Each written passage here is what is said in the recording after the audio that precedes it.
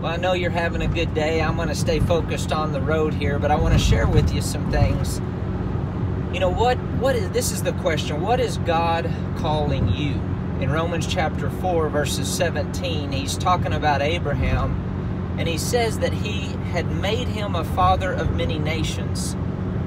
And then it says Abraham had a choice to believe God, who made him the father of many nations, and then he started calling himself what God called him. Now, he was a father of many nations before there's ever a child, before Isaac ever showed up on the scene, before anybody, but he started calling himself what God called him. You know, there's something that God calls you. He calls you healed. He calls you protected.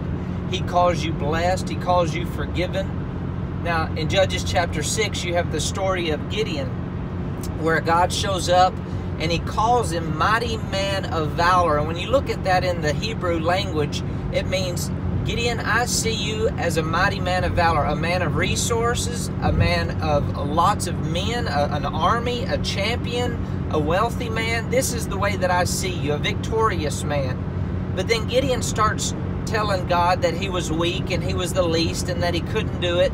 And you know, God's plan did not come into manifestation in Gideon's life until he started calling himself what God called him. God called him mighty, so he started calling himself mighty. God called him a champion, so he started calling himself a champion.